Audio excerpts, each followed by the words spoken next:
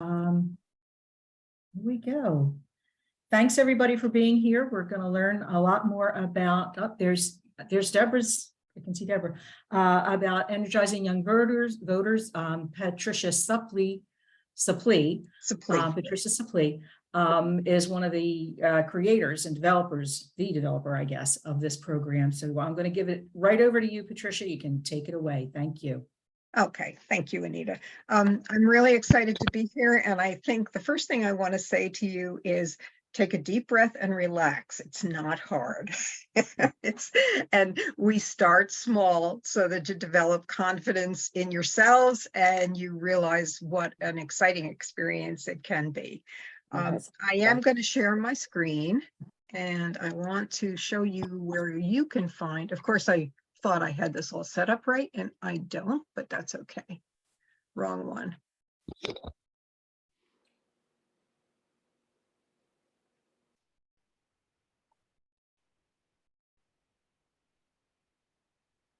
Of course, it's not working for me. Do you need something from me? Do I need to give permission or something? No, you don't. I need to find the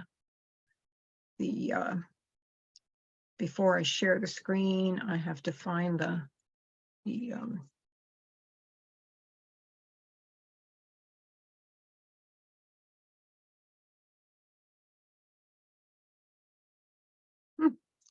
oh well. Then I am really going to go right from scratch and show you how I get to where I'm going to go. Okay. So I am going to my Google Drive, and you can use any drive, but then I'm going to the Energizing Young Voters website, which is energizingyoungvoters.com. What you want to do when you're setting up a program is go to the What Do We Do and go to the League of Women Voters page that's in it. And then scroll all the way down to the bottom to the how-tos. And there are steps to start up. And what we tried to do is to lay it out very succinctly with little check marks boxes on it so that as you do each thing, you know you're making progress. So the first thing that is important to decide is, or important to remember, is that the number 1 keeps appearing over and over and over again in this. And that's because we only want you to try to do one thing at a time. So if you, I'll go back and I'll show you the modules, all of the modules that I think you've seen, but I'll go over them with you again just to make sure that you can pick out the one that you are either most interested in or you think will have the greatest use for you and your setting immediately. And that's the one that it's important to become very comfortable with. You know, when I'm starting to use something, like we're piloting a brand new program right now, what I actually do is go to the slideshow and I record myself, and I do it a couple of times so that I can see where I'm slipping up and oh, how did that happen? See where I'm slipping up and then just practice that a little bit more. I'm going to move this black bar way down to the bottom, I hope. Once you feel comfortable, then I think it's also good to find somebody else that's interested in doing the same one with you. So you have a partner that you can go back and forth with. I still do that almost exclusively. Every once in a while, even with 4 years of experience, I have to do something on my own, but there are a couple of good reasons to have 2 people. One is that I always forget something while I'm doing it. And so as long as you have a comfortable relationship with the other person that's in the room, you can kind of kibitz back and forth. I have one co-presenter that is very passionate about doing this. She's also very passionate about her own positions on issues. So there have been times when, and she knows I'm going to do it, when I say, that's what she's not supposed to do when she's being nonpartisan or when she's being issue agnostic. And then we laugh about it. And I always say, and the other side of that issue is, so that there is balance in the presentation. One time, my co-presenter, actually, she was going to lead the presentation and I was just kind of going to help it. And she wound up having a coughing spell to the point that we had to send her to the school nurse. And so the other person can just step in and take over if something like that happens. So it's just a practical matter to have a second person with you. And then you can kind of debrief after each one too and say, well, what went well, what would we change the next time? The other thing that you need to keep the number one in mind for is that you're only aiming to do one presentation initially. One teacher, one school, one community group, one club, whatever. So you don't feel overwhelmed by having too much to think about and too much to plan for at one time. So I know you've had outreach to a lot of different places. I don't know how many people have gotten back to you, but just focus on that first one that you schedule so you don't freak yourself out. And then after the first one, you can talk about it and then go to the next one, but just think one at a time. Does that make sense to you, or do you have questions about that so far? That makes sense. Makes sense. Okay. I think we're good so far. And thank you for clearing that up. I think I mentioned to you that it seemed overwhelming. So you're It right. does, if right, we because just there's focus- so much There is. stuff. And it's really hard to feel like you have to get it all under control. You don't. Just one thing in one classroom and you're good to go. The other thing that's good about focusing on the one is you can, if the classroom or the group or whatever is pleased with it, you can say, you know, do you know other people that would benefit from this as well? And can you introduce me to them? Because having a recommendation like that from a person that is respected in the field is going to make your entree much easier in the future. Now, you've got a lot to start with, but most people say it's really hard to get into a school or something like that. So that's one of the ways you can build a program. Okay, the other thing you can do is when you're doing that very first presentation, you can invite a league member in to work with you. And I'm willing to do that, but I will warn you that at this point in time, my schedule is really getting packed. And that's a good thing in a lot of ways, but it means that my time is limited. So if I only have one or two other people across the state that are not not working right now, but sometimes I can get one of the other people who is also a confident presenter, has done it a number of times, to come in and help. Atlantic County, there are a couple of people there that are great, that I have perfect confidence in, so it doesn't have to be me.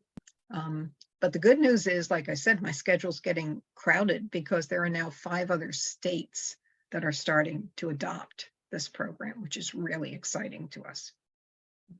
Wow. Okay, so basically that is it for the beginning of the presentation.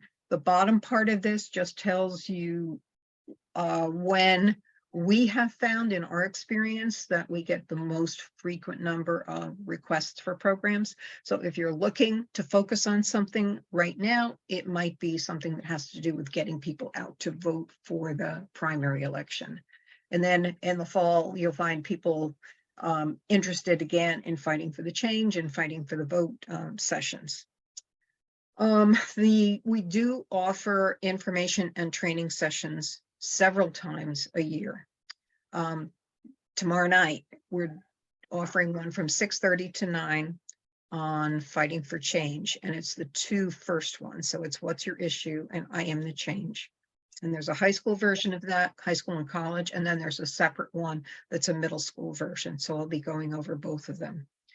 The first week in May, again on a Monday night. They're all on Monday nights from 6:30 to 9. And we've had to do that to accommodate student schedules and to accommodate West Coast partners now. So that's the time frame or time period that the workshops will be offered.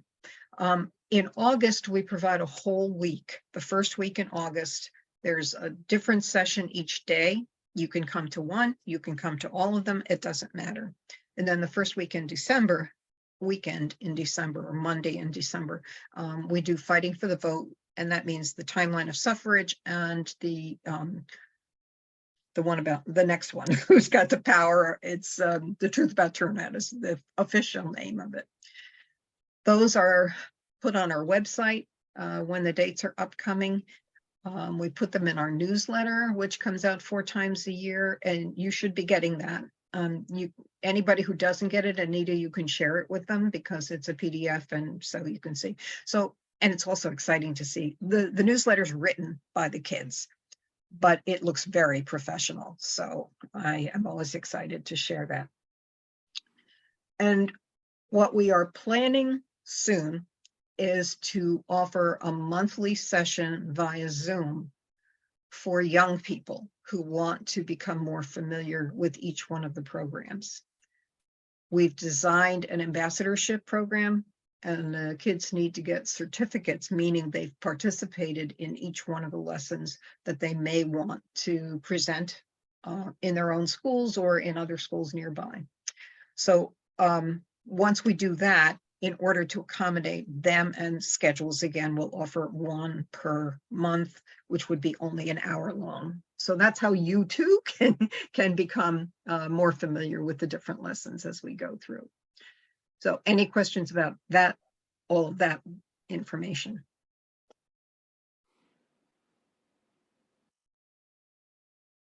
Okay, so that's all on the page for leagues.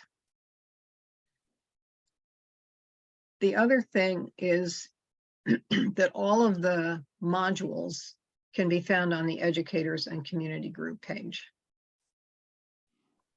And you just scroll down a little bit. So is there anybody who has not yet decided which module is of most interest to them? You can just let me know by calling out. Okay, Jean. Anybody else? I can't see you all, so you'll have to make noise. I haven't decided yet. Okay. All right, then I'm just going to go quickly through each one so that you have a sense of what you be presenting to each one, to the students during that. The suffrage timeline is a game. It's an avatar game. And all the materials you need, as well as the script and the slideshow, are on the website. The kids are asked to get inside the skin of their avatar, who is likely very different from the person that they really are, and to stand in when and I'm talking about in-person presentations now only. If you have questions about Zoom, we'll do that another time. But in person, as we talk through the timeline of suffrage and when each group earns the right to vote, we ask the kids to stand to show how little how small the representation was initially at the founding of the country, all the way up to 1920, when about 2/3 of the class will be standing. And at that point, we start asking groups of students to sit down. First, we ask Black men and women to sit down. Then, even though they have the legal right to vote because of voter suppression, then we ask Indigenous people to sit down because they don't yet have citizenship rights. We ask Asians to sit down because of the Chinese Exclusion Act. We ask disabled people to sit down because of inaccessibility to polls. We ask Latina and Latino to sit down because of inaccessibility due to language. And what you see is the voting population going right back to what it was in 1856. It's pretty remarkable, and it's very impactful. And then, depending on how much time you have left, you can choose whether to talk about voter suppression today and the efforts that are being made to fix it, or you can go through a series of slides that are narrated by young people representative of the groups that earned voting rights, or kind of overcame voter suppression at different periods of time in history. Following that, if we have a big block of time, it's really fun to do both of these two things, module 1 and 2 together. Because when the kids see how difficult it was to gain the right to vote, then the turnout figures are really open their eyes. Because by looking at a group of slides that build, they see that the young voter turnout, so 18 to 24, is the lowest turnout. They see that by race and ethnicity, Hispanics and Asians are the lowest turnout, and that it's only recently that Black and white turnout has kind of flip-flopped, and that's because of Obama's running for office and winning office. They see that by education level, that's high school dropouts voted the lowest rate of any group, and that high school graduates are not too far above that. But then if people go on to college or get graduate degrees, then their voter turnout increases. And when you put that all together, we ask the kids to come up with a summary statement. And what they say is, the older you are, and if you're white, and if you have a lot of education, you're still in power. You're still making these decisions. And then we talk about how do we make changes in that. And so the kids begin to realize that, and we also tell them that they're the largest voting bloc, so that if they get out to vote, they are really going to make a difference. So those two things together impact kids' intention to vote to a substantial degree. And we're hoping to be able to get the funds to conduct a study to determine whether that intention actually changes or actually translates into voting behavior once the kids reach their first major election, and then a first minor election, not minor in terms of importance, but something like a municipal election or a Board of Education election. Vote by design is a lesson that helps people, not just kids, people recognize or identify their own personally valued leadership characteristics and decide what kinds of challenges, real challenges, will exist for a person who is running for election in an upcoming election, and then get together in a group to try to create a leader that all of them can live with, knowing that they're not going to be able to find their perfect leader. And then they are in that group, they're challenged, they're given one of those problems that the elected official is likely to face, and they have 5 minutes to design or to write the first 5 minutes of a press conference in order to let the population know that this leader has it under control. So it's a really high level critical thinking experience, and it can change people's minds about what they're actually looking for. So they don't vote for just the person that their family members or just their friends are doing, and they don't necessarily vote up and down a party line, but rather base it on things that are personally important to them. And then module 4, which is the rules of the road, is just a very practical, how do you do it kind of lesson.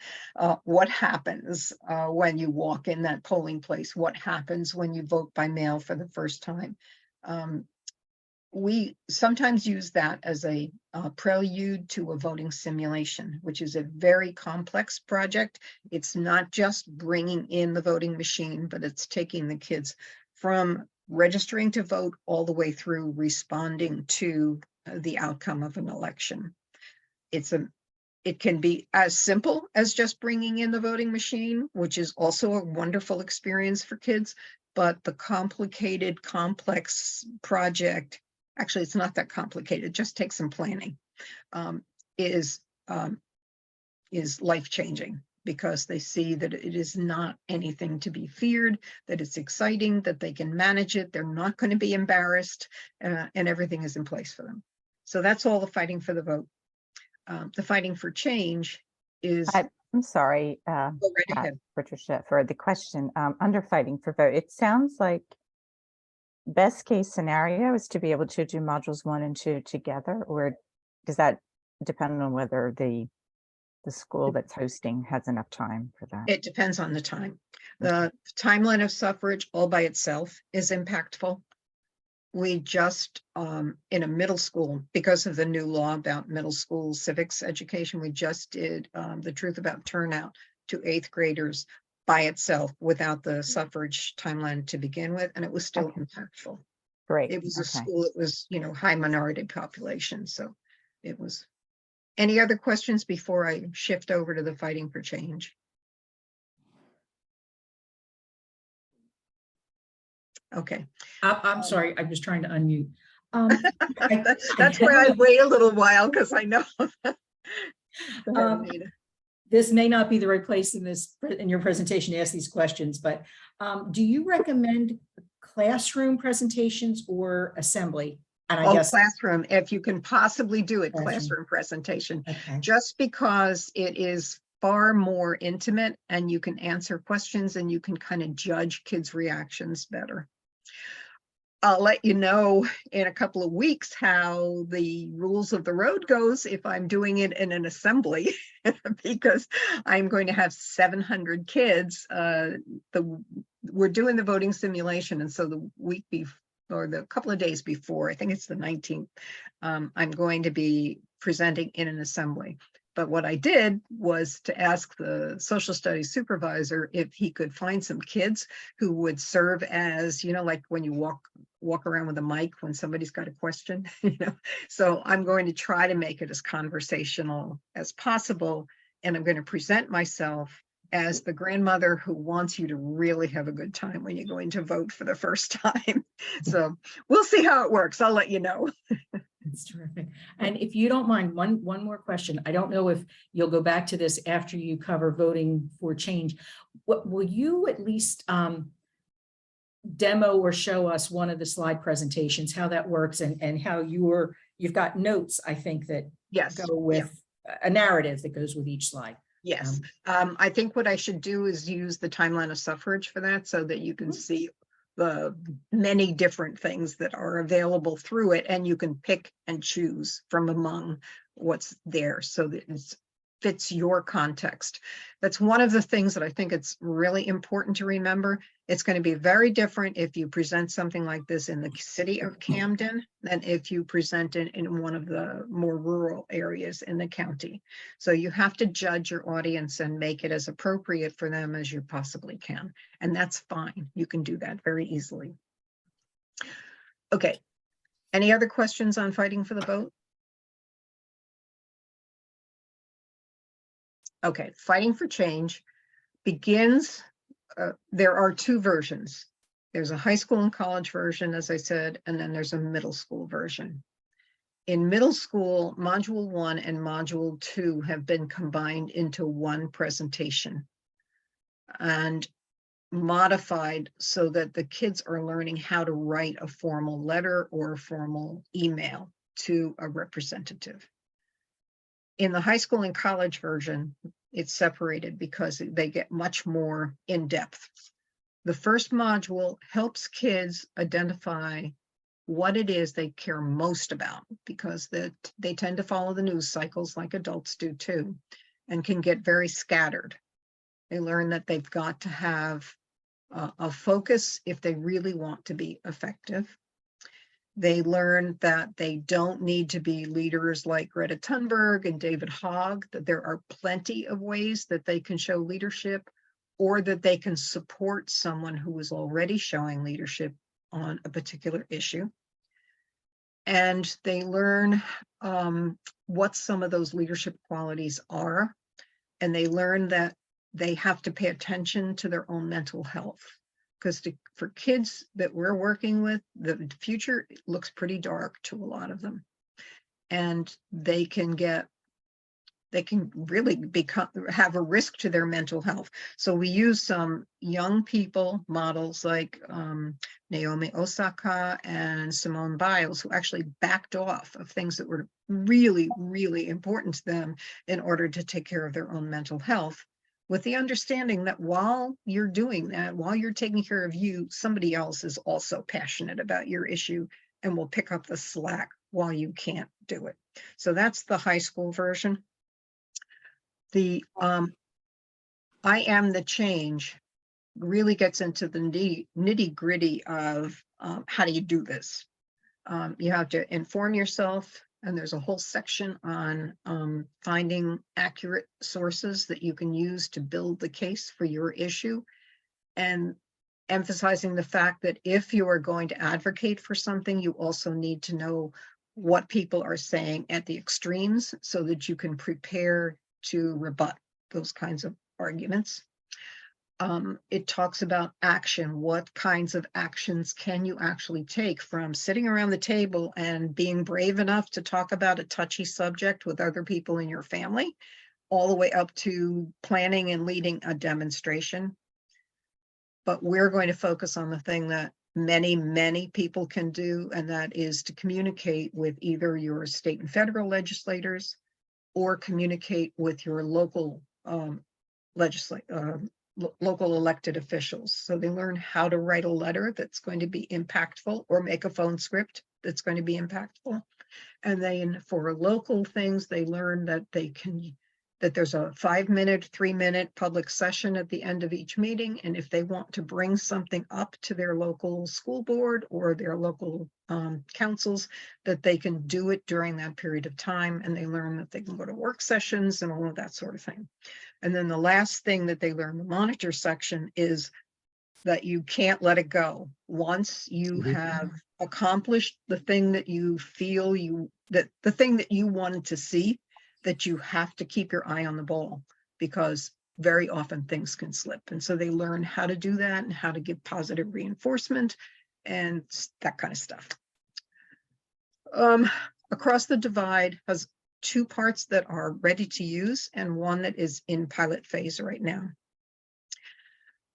It's basic communication skills, and the skills that we use or that we teach are the ones that are being used by the organization called Braver Angels, which is a national organization designed to help people who lean red and lean blue talk to one another about difficult issues and learn to understand one another, not necessarily adopt the other's position, and learn that you have a responsibility to express your own opinion, because otherwise all people hear is the other side. And the ways you can do that so that people aren't going to go, I'm not going to listen to you kind of thing, and actually can hear what you're saying without feeling as if they need to believe the same way you need to believe. And that democracy has been based on civil discussions about disagreements. That's how the country has moved forward. The last piece was developed by 2 of our students, a high school student and a college student, and it's called Across the Divide Civic. I can't remember the exact words, but it's media, and it's talking about its relationship to the political processes since the start of our nation. How has it impacted them? And then what is it today with social media, and how do they use that responsibly as a citizen? So that's the Fighting for Change part. Any questions about those?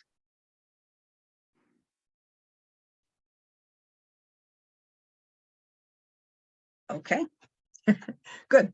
So I hope that by my descriptions that you kind of have an idea in your mind, if you didn't earlier, about, oh, that sounds kind of cool, I'd like to do that. All right. So I am going to go to here. All right. I'm going to use the suffrage timeline, because that's very often the first one that a school district will latch onto. In order to get to the module, you click on the little plus sign. There's a brief description to remind you, and then it says view module. All right. In the timeline of suffrage, there are things you need to have the avatar game work. So there's a folder with those in it, and I'll show you that in a second. And there is a slideshow and a script. So let's look at the avatars first. And while this is opening, I will tell you that we are going to be adding some additional avatars, and we may change some of the images on these, because it was suggested that we not use like photographs and drawings that we have it consistent. And that we also have more people from certain backgrounds. And that was, suggestion was made so that, for example, if you're going into a school where there is a large minority population, you can, when you give women the right to vote, for example, make sure that you have a proportion that may match the community in which you live. So that when you make people sit down, it's going to have a really big impact. And the same thing is true, like we don't have enough indigenous avatars, and we are now being used in Arizona on a reservation that's outside of Phoenix, and one that's outside Helena area in Montana.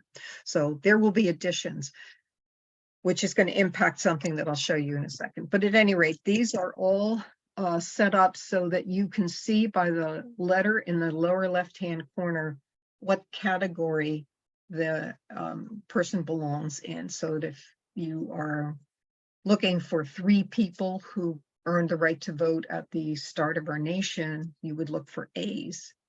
If you're looking for women, you're looking for D's. And if you're looking for people who would get the vote after the 26th Amendment, you're going to be looking for E's. So those are there as cues for you. Going back to this, the thing that is beside it is a chart that shows you what the percentage should be that falls into each one of those categories. And somebody said to me, it doesn't add up to 100. I know what it was. I'm going to change this right now. You can't change this, but I can.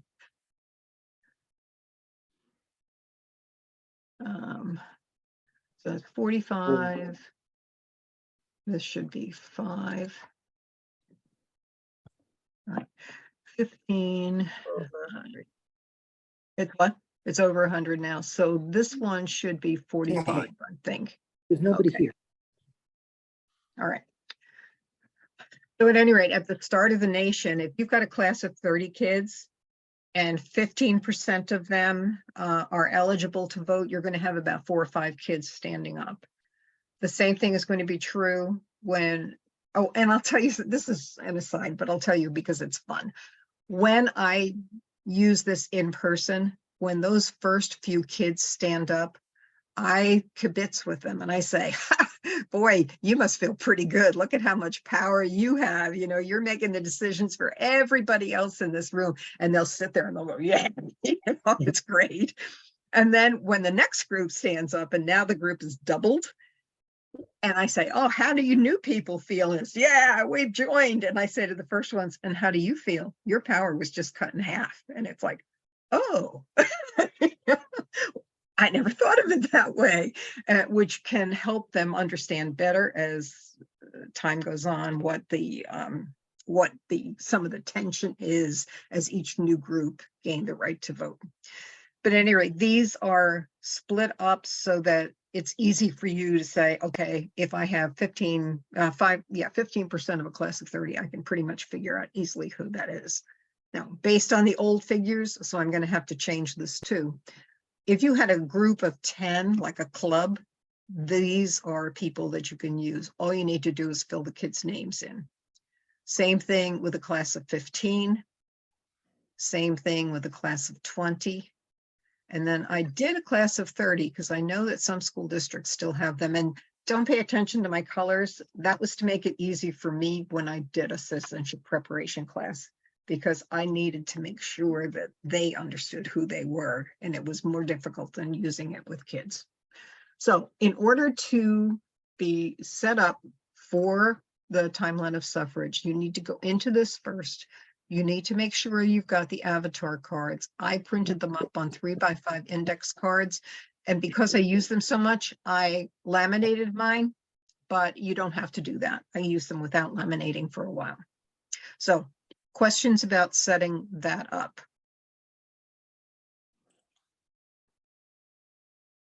Can you make modifications to that? If you're going into a high school, a junior or senior, the avatar is not going to work. They're not going to be very receptive to being some name. I can see giving them a colored card and saying you're this type of person. That may work better for someone who's 16, 17, 18 years old. Can you modify this? You Or do you can have to modify it. follow the script? No, well, yes and no.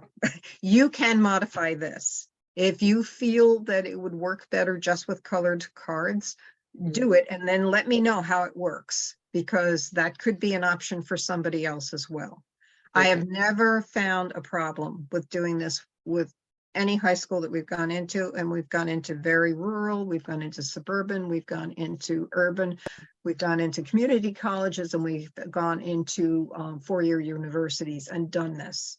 So don't feel like it won't work, but I would say try it. You know, see how Mhm. your colored Okay. cards go. And if it doesn't have the same impact, then go back to this or make a different modification. Okay. Everything we do can be modified and should be modified, as I said, for your particular context. That is more, it's a broader change, but I think it's interesting, so do it. Mhm. Any other questions about the avatars? Okay. So going back, the other thing that you have here is both a slideshow and a script. I'm going to show you the script first. Sure I am. There it is. Okay, and the other thing that I'm in the process of doing is putting a column with numbers on the side, because people have told me that it's too confusing when they're looking at the slideshow to not see the number on the side too. I never found it difficult, but I'm much more familiar with it than many people are. So this would be the slide that the kids would be seeing, and this is what you would be saying when you're presenting it. This is a hidden slide, and it just has the property, the intellectual property rights agreement, which means that you can make any modifications you want, but identify yourself as the modifier. And make sure of two things. It has got to be accurate. So double check the facts that you're using, that you're adding. And make sure that any images that you add are free of copyright.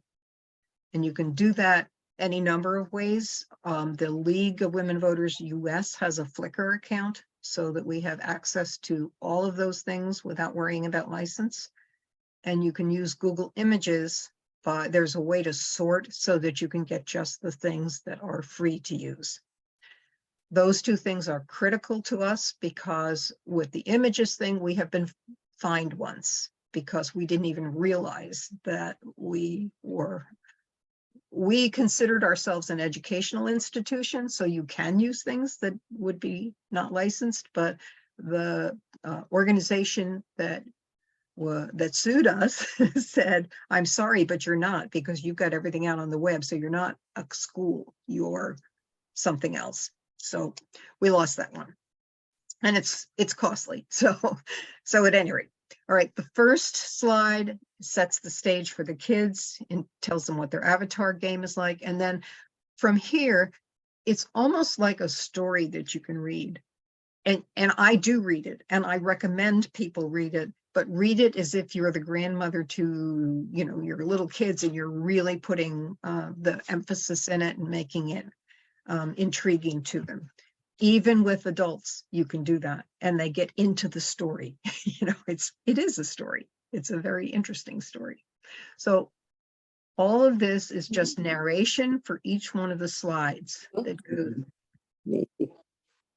All right, so we go up through the 14th, 15th Amendment, and then the 19th Amendment. Now, in this one, see, I've made a big note here. There's a video on that slide itself, which I'll show you in a minute, where one of our young board members has taken over the narrative.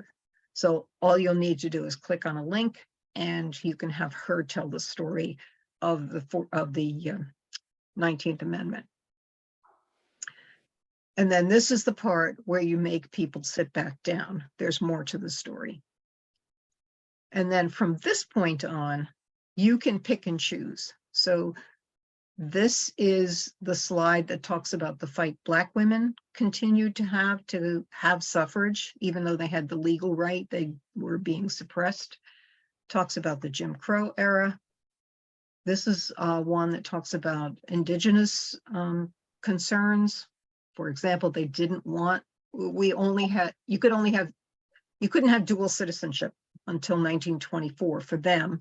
And it was longer than that for other groups, but they didn't want to have sole citizenship in the United States because their tribal rights would have to be given up. So we have a person in Montana who is going to be reading this one, so you can use that. Asian suffrage. We have one of our young board members again, who's reading that part.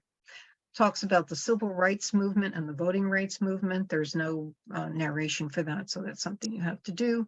This is when everybody can stand back up. So if you decided that you're going to use those pieces, this is the point where it's like a celebration. Yes, Civil Rights and Voting Rights Act, and we can now do it. The 26th Amendment, you'd be surprised how many kids don't understand what the draft is, but they learn that they've got the right. And then these final slides are some of the more recent things, like language barriers falling for Hispanic people, and the ADA changes that allowed people with physical challenges to actually access the polls. And then the fact that the fight continues today. So again, you can pick and choose which of those things you feel are most important for the groups that you work with. At the end, I often ask kids to give me feedback on, before we did this, what did you think? And now that you've gone through this lesson, how has your thinking changed? So I used to think, but now I think. And the three that are on the bottom here are three things that came as a result of one of our more recent presentations. All right, so now, any questions about the use of the script? It looks like everything's explained in there, because I was going to ask about that one highlighting a few slides back having to do with voters who were disabled or Latinx, because with voters who were disabled, there was never a rule that disallowed them specifically, except for, I guess, for women, but it's had more to do with access. Yes. Physical access, right? So Right. that's Physical addressed and, later. for example, the accommodations now for people who are blind. Yes, right. So Yeah, those things have been added, right? but everything's right there Yes. in the narrative. Yes, it is. Okay, and then when you get to the slideshow,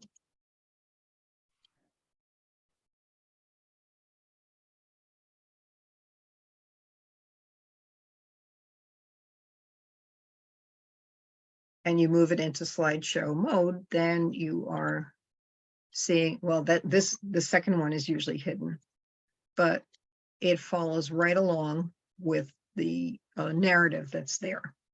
Now up here on the left, you see Shail Shah's video regarding New Jersey.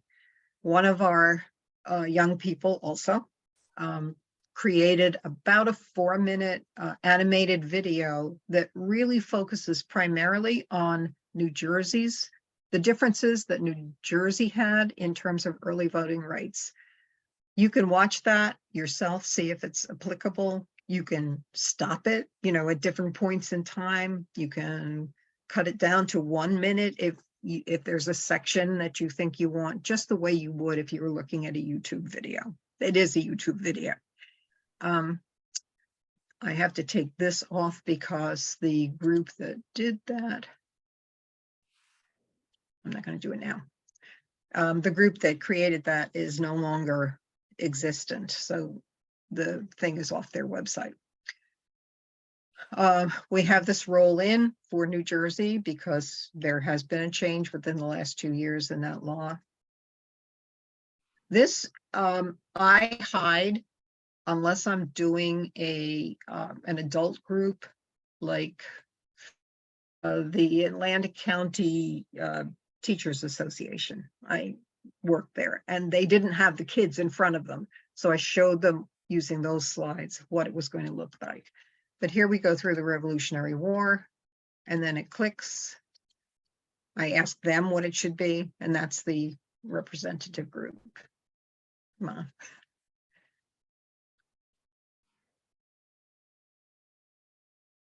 Oh, my computer is slow today, I'm sorry.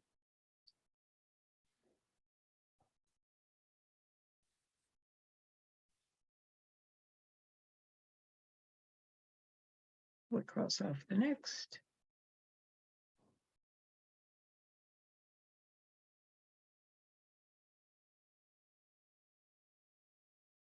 Oh, let me go back here because I want to show you where Sanjana is.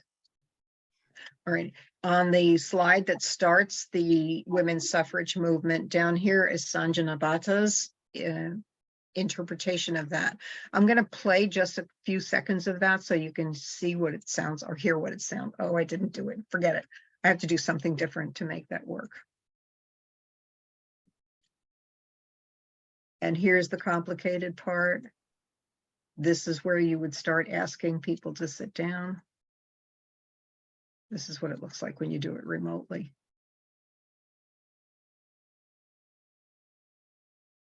Isn't that pretty amazing? And then this is the civil rights, the Jim Crow era. This is Amira Davis, who is a young Black woman from Camden, by the way. Although there's a blip in her video, her internet connection was not strong. Even with that, I think it's really powerful coming from her voice. And I would just like to have someone remake that with the same passion that Amira showed when she was reading this.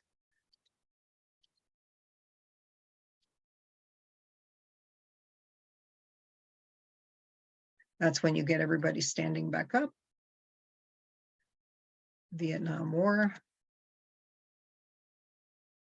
The struggle to have Spanish language and then additional language forms of registration, voter registration materials, as well as ballots, voting accessibility, things. And for that one, there are a couple of stories, I think. One is about an Indian reservation where people were required to have street addresses right before the close of registration.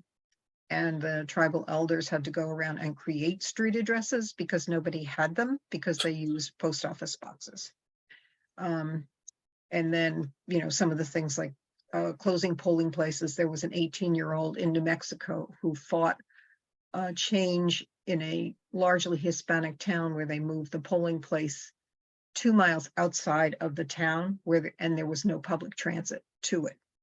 And he fought it and he got the polling place moved back into the center of town so people could vote. Shelby versus Holder, the fact that the struggle's not over. Helpful information. And then a timeline so that if you want to summarize it at the end. There is a song here that I love. Oh, sorry, I am going to have to change that because of our, I'm going to have to change that because of our promise to be completely issue agnostic. The league takes positions, and that's great because we should be defending democracy. But our job when we go into schools is not to convince kids to lean one way or the other, to choose one issue or another. It's our job as educators to help kids identify their own issues and their own leanings and work towards their own goals, not ours. So that's another thing that I would implore you, make sure that you stick to that. playing that. That's a brand new start to that video. So I've got to fix that. The ambassador program, I mentioned earlier about kids, and this is at the end of each one of our programs now. Kids can become an ambassador. They just need to use the QR code and they'll have all the information that they need. You don't have to do anything other than direct them to the QR code. And these are our socials, and we really encourage kids to connect with us there. And that's it. So I'm going to stop that share and ask you what questions you may have now. Oh, something's in the chat. Let me see. Oh, thank you. Pat, I have a couple of comments on other questions that were asked. Suzanne and I have already started, you told us it was okay to modify, and we Yes. started doing that. What we did was download and work separately on a Google Doc, and we'll save it that way so that it doesn't mess up what you've got, but we're going to try to streamline it, personalize it for Camden County. And of course, we'll let you know, get back to you with our final edits. And we plan to use some of this material at community events, not just in educational settings. Thank you. Because we thought that Suzanne and I, all the ideas were popping. Oh, yes. We can. Oh, yes, by all means. I appreciate that. Now I have some questions. How do you present this to school administrators or teachers? How, do you send them an email with brief descriptions? Do you ask to meet in person to go over this with them? Do you just point them towards that, or suggest that the teachers can study these modules and use them themselves? What's your best? What do you find is best? All of the above, whichever one works. It's pretty much what I would say. I had the greatest success initially by contacting individual teachers or social studies supervisors. Okay. At this point in time, because there is state law now regarding civic education in middle schools, that's a relatively easy target. The other thing that is important for you to know is that there is state law that requires every high school, public and private and charter, public and charter, to provide the ability for anyone who is going to be eligible to vote in the next election to register to vote, and also to have education around voting. That is state education law. There's a statement of assurance that a superintendent needs to sign and give to the state every single year, saying that they have done that. So recently, we've had some people reach out to superintendents and say, like in a phone call or in an email, and say, we understand that this is something that is required, and we as the League of Women Voters are more than happy to help you do that with no effort on your part other than to just schedule us, period. It's pretty enticing once they know that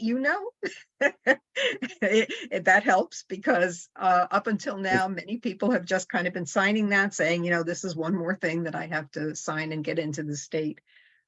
So that can be another avenue to get into school districts, but always go in with the carrot and not with the stick. It's much more, catch more flies with sugar than vinegar kind of thing. So does that answer that question, Anita? It does. Thank you. I appreciate all that information. Jean? I'm just curious about the training videos that are available online with the lessons. Are they out of date? Are they still useful? Do you recommend we watch them? I think they're still useful. We try to, every time we have a new training session, we try to post the most recent one. Once in a while, I forget to hit the record button, so you might not get the most recent one, but we tried. So yeah, I think it is. And then if questions come up, you can certainly contact us and ask. And how would people sign up for the presentation tomorrow that you mentioned? You know what? I'm going to have to send the link, the registration link, I can't tell you right off the top of my head where to find it. So Anita, I'll send that to you this evening if you would share it. Yes, I yes, I will do appreciate it. that. Thank you. Yep. Okay, and maybe one more question if there is one, and then I'm going to have to jump off and get my kids on the line. Well, I just wanted to clarify that the sessions you told us about, such as tomorrow evenings, are those specific training sessions that include students at particular locations? I wasn't sure I understood No, that distinction. these are for people who want more information about specific lessons. We actually go through the lesson, so you're the participant, and then answer any questions that you might have about actually using it yourself in the classroom. All right, thank you. You don't have to be a teacher to do that. If you just want to find out about it, you can just come. You don't have to, you're not committing to anything by coming. All right. Okay, let me know if you have other questions, if you'd like to meet again, and I am more than happy to do that. Thanks very much for your interest. Pat, Thank you. Thank you for your Thank you. time Thank you. and all your Thank you, hard work on Pat. this. We Thank you. appreciate it. Excellent. Bye-bye. Be in touch. Bye, thanks. Bye-bye. Thank you. Thank you. Thank you.